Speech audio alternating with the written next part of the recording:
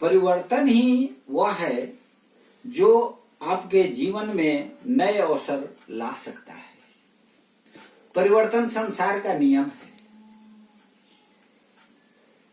संसार अस्थिर है, किसी भी चीज में स्थिरता नहीं है।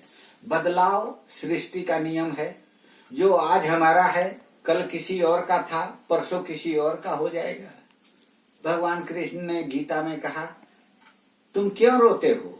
क्या लेकर आए थे, क्या लेकर जाओगे? जो लिए इसी पृथ्वी से लिए, इसी संसार से लिए, और जो दिए इसी संसार को दिए। इसलिए परिवर्तन को जीवन में अंगीकार करें, परिवर्तन से कभी घबराए नहीं। यह आपके जीवन में सुख, शांति, समृद्धि सब कुछ प्रदान करेगा। परिवर्तन वह कारण है जो हमें नए अवसर देता है।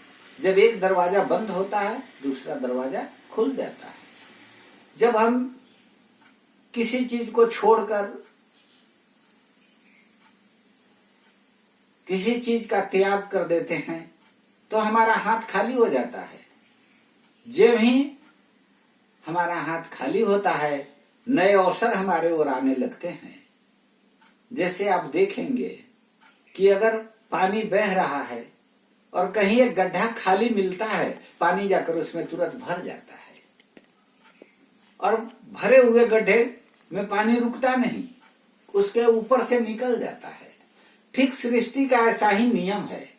अगर हम परिवर्तन को स्वीकार करेंगे, उसे अंगीकार करेंगे, उसका स्वागत करेंगे, तो वह हमारे जीवन में नया अवसर ला सकता है। इसलिए हमेशा जीवन में परिवर्तन को नए अवसर के रूप में देखें, इसे स्वीकार करें और इसके अनुरूप अपने व्यवहार में भी परिवर्तन लाएं। प्रत्येक दिन सृष्टि का एक एक क्षण बदलाव की ओर जा रहा है। कभी कभी हम आरूढ़ हो जाते हैं, अपने स्वभाव में बदलाव नहीं कर पाते हैं, जिससे कि हम दुखी होते हैं। वही हमारे दुख का कारण होता है। इसलिए व्यवहार में परिवर्तन हमें उसी तरह से लाना है जिस तरह से परिस्थितियां बदल रही हैं। यह एकदम स्पष्ट है कि हम जब तथ्यों को समझते हैं, जब हम तथ्यों की व्याख्या करते हैं, तो हम जैसी व्याख्या करते हैं वे तथ्य वैसा ही हमारे सामने आ जाते हैं। इसलिए प्रत्येक चीज को, प्रत्येक तथ्य को हमें उसी तरह से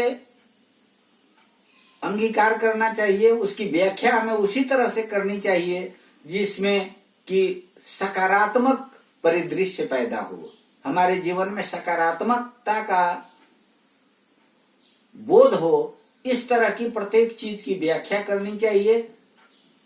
हम बोलते कम हैं और अगर समझते ज्यादा हैं तो हमारे जीवन सुख और समृद्धि से ओतप्रोत हो जाता है। तुलसीदास जी कहते हैं कि प्रभु मुखे कमल बिलोकत रहाही, कबहु कृपाल हमें कुछ कहाही। भगवान राम बोलते कुछ नहीं है, उनके दर्शन से ही हमें मार्गदर्शन मिलता है, क्योंकि उनका जीवन अपने आप में महान है। हम सोचते रहते हैं कि कभी वे कुछ बोले, लेकिन उनको बोलने की आवश्यकता नहीं होती। और हमारी महानता भी इसी में है।